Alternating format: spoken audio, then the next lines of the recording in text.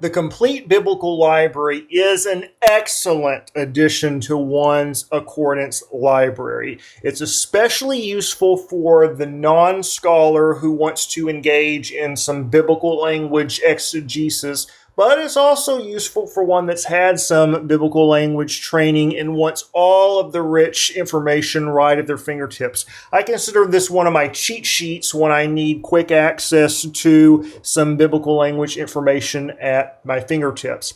So I've created a workspace here in Accordance that's very similar to what the Complete Biblical Library would look like in print. And here I have the King James Version with Strong's in one parallel pane, complete with an interlinear that sets up my Hebrew or Greek term, and my transliteration, and my parsing.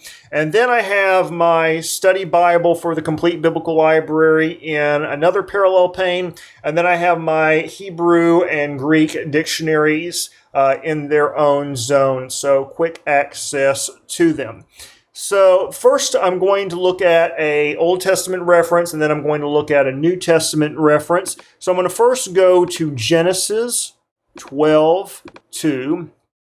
And if I scroll down in Genesis 12:2, we see here that the term nation or goy, and I can read the discussion in the Complete Old Testament Library Study Bible and get a brief commentary on there. And then I'm going to use the live click feature that I have enabled in Accordance and click on the term goy.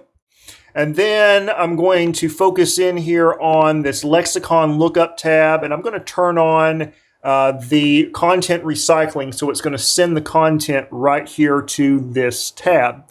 And then if I click on my CBL Hebrew dictionary and click open, then I'm able to look at the discussion here on this word goy. And it's going to give me a brief definition or gloss of the term. It's going to give me cognates.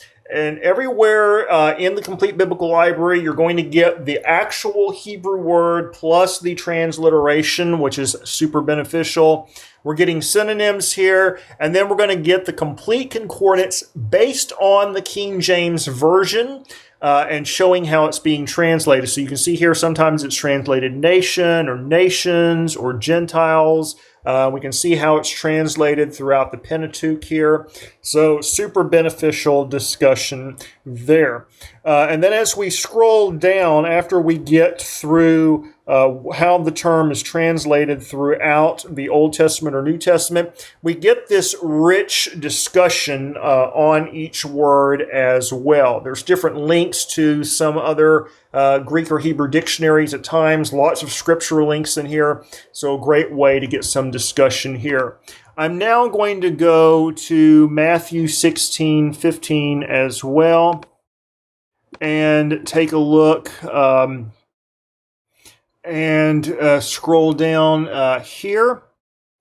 And then I'm going to go a little bit further in my discussion. Let's scroll down. I want to find the section here about the church. And so going down a little bit further, here is the word church and ecclesia. And again, I can look at the Complete Biblical Library on the side and get some additional discussion there if I wanted it. But what I'm going to do is use a feature in Accordance 14 and right-click on the word. I'm going to perform a word study for the key number.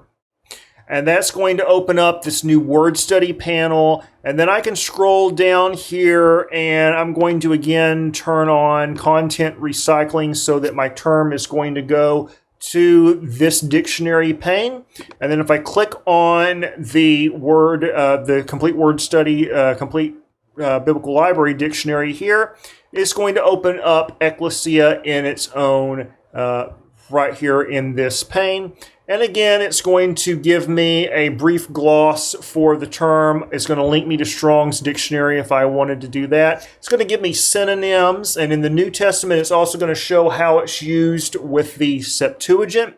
There's also some grammatical forms that one can look at as well, the different grammatical forms. And again, it's giving me that complete concordance based on the King James Bible. So we're seeing that it's translated church or churches or assembly. And I can scroll through And here we're also getting a discussion on the classical Greek use of it. Again, links to various dictionaries and accordance.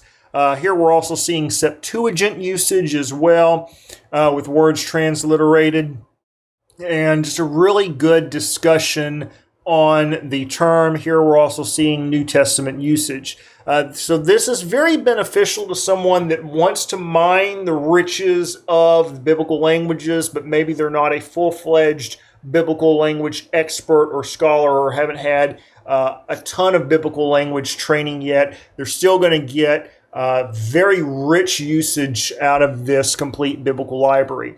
And then if you have had biblical language training, the information that you can get at your fingertips in this work is going to be very useful as well. So I highly recommend adding the complete biblical library to your accordance library today. You're going to get a wealth of use out of it.